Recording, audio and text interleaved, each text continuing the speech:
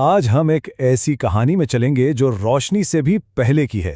یہ معجزات کی ایک داستان ہے، ایسے واقعات جنہوں نے مکہ کی سرزمین سے ایک عظیم پیغام کے ظہور کی راہ ہموار کی۔ تو ہماری کہانی کا آغاز ہی اس جملے سے ہوتا ہے کہ یہ معجزات کی کہانی ہے، ایک ایسی داستان جو دنیا کے ایک بہت بڑے واقعے کے پیش خیمے کے طور پر بیان کی جاتی ہے۔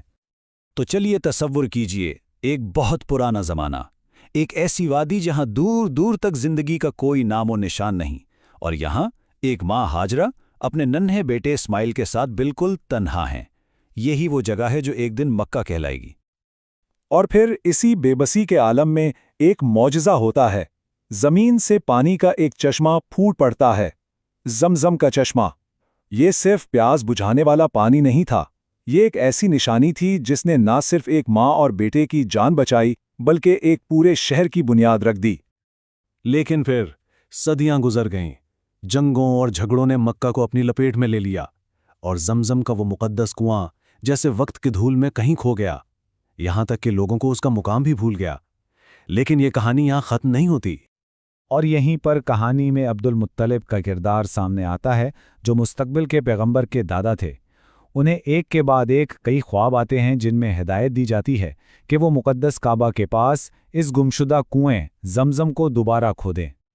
لیکن سوچئے اس الہی حکم پر عمل کرنا کتنا مشکل رہا ہوگا۔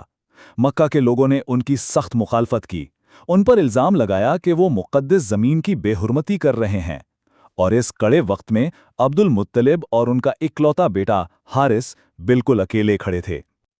لیکن حارث، ان کا بیٹا، اپنے والد کے لیے ایک ڈھال بن کر کھڑا ہو گیا۔ وہ اس غصے سے بھرے ہجوم کے سامنے آیا اور ڈٹ گیا، اپنے والد کے مشن کے لیے ہر قیمت چکانے کو تیار۔ آخرکار ان کی ثابت قدمی کام آئی اور کنواں مل گیا۔ جب پانی دوبارہ نکلا تو عبد المطلب کا دل شکر سے بھر گیا۔ اس لمحے انہوں نے خواہش کی کہ کاش ان کے اور بیٹے ہوتے جو ان کا ساتھ دیتے، اور اسی جذبے میں انہوں نے خدا سے ایک بہت بڑا وعدہ کر لیا۔ انہوں نے وعدہ کیا، اگر تو مجھے مزید بیٹے عطا کرے گا تو میں ان میں سے ایک کو تیری راہ میں قربان کر دوں گا۔ یہ ایک ایسا عہد تھا جو آگے چل کر ان کی زندگی کا سب سے بڑا امتحان بننے والا تھا۔ اور دیکھیے، قدرت نے ان کی دعا سن لی، انہیں 10 بیٹے عطا ہوئے، اور ان میں سب سے چھوٹے اور سب سے لاڈلے تھے عبداللہ۔ لیکن اس خوشی کے ساتھ ہی وہ وقت بھی آ گیا تھا جب اس پرانے خوفناک وعدے کو پورا کرنا تھا۔ جب قرآن اندازی کی گئی تو تیر عبداللہ کے نام نکلا۔ اب سوچئے عبد المطلب کس مشکل میں پڑ گئے ہوں گے۔ ایک طرف خدا سے کیا ہوا وعدہ تھا، دوسری طرف اپنا سب سے پیارا بیٹا۔ وہ کیا کرتے؟ وہ اپنے وعدے کو توڑے بغیر اپنے بیٹے کو کیسے بچا سکتے تھے؟ تو ایک حل نکالا گیا، فدیے کی ایک رسم۔ یہ کوئی عام رسم نہیں تھی، اس میں قسمت کا کھیل تھا، اور قیمت بہت بڑی ہو سکتی تھی۔ عبداللہ اور 10 اونٹوں کے درمیان قرعہ ڈالا جاتا، اور اگر قرعہ عبداللہ کے خلاف نکلتا تو 10 مزید اونٹ شامل کر دیے جاتے۔ یہ امر تب تک دہرایا جانا تھا جب تک قرعہ اونٹوں کے حق میں نہ نکل آئے۔ رسم شروع ہوئی، پہلا تیر نکلا، عبداللہ کے خلاف 10 اونٹ۔ دوسرا تیر، پھر عبداللہ کے خلاف 20 اونٹ۔ ایسا ایک بار نہیں، 2 بار نہیں، پورے 10 بار ہوا۔ ہر بار تیر عبداللہ کے خلاف نکلتا رہا اور اونٹوں کی تعداد بڑھتی گئی، یہاں تک کہ ان کی زندگی کی قیمت 100 اونٹوں تک پہنچ گئی۔ اور پھر 11ویں بار آخرکار تیر اونٹوں کے حق میں نکلے، عبداللہ کی جان بچا لی گئی۔ لیکن یہ صرف ایک جان کا بچنا نہیں تھا، یہ اس بات کا اشارہ تھا کہ اس نوجوان کی زندگی کسی بہت بڑے مقصد کے لیے محفوظ کی جا رہی ہے۔ عبداللہ کی جان تو بچ گئی، لیکن مکہ پر خطرے کے بادل ابھی چھٹے نہیں تھے، بلکہ اب ایک کہیں بڑا طوفان آنے والا تھا۔ یمن کا بادشاہ ابرہہ کعبہ کی شان و شوکت سے حسد کی آگ میں جل رہا تھا، اور اسے مٹانے کے لیے ہاتھیوں پر مشتمل ایک بہت بڑی فوج لے کر آ پہنچا۔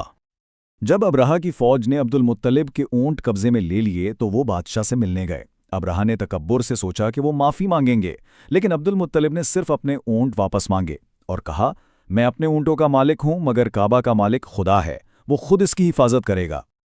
اور پھر وہ ہوا جس کی کسی کو توقع نہیں تھی، ایک اور معجزہ۔ جیسے ہی 60,000 کی فوج نے حملے کا آغاز کیا، ابرہہ کا سب سے بڑا، سب سے طاقتور ہاتھی کعبہ کو دیکھتے ہی اپنی جگہ پر جم گیا۔ इसे जितना मारा गया, जितना आगे धकेला गया, वो 1 इंच भी आगे ना बढ़ा, और यूं पूरी फौज का मंसूबा नाकाम हो गया। ये वाकया इतना बड़ा था कि इस साल का नाम ही आमुल फील यानी हाथी का साल पड़ गया। और इसी साल अब्दुल्ला के घर उनकी अहलिया आमना के यहाँ एक बेटे की विलादत हुई। उस बच्चे की वालदा आमना ने सबको हैरान कर दिया जब उन्होंने कहा कि इस बच्चे का नाम उन्हें एक ख्वाब में बताया गया है, और वो नाम था मोहम्मद। तो सोचिए, जमजम का मिलना, अब्दुल्ला का बचना और हाथियों वाली फौज की नाकामी, ये सब वाकया जैसे इसी एक मुबारक विलादत की तरफ इशारा कर रहे थे। तो ये सारी कहानियां हमें एक बहुत ही गहरे सवाल पर सोचने पर मजबूर करती हैं कि किस तरह ऐसी बुनियाद रखने वाली कहानियां, मौजज़ात और पेशीन गोइयां किसी भी कौम या किसी अकीदे की शनाख्त और उसकी तारीख की तश्कील करती हैं।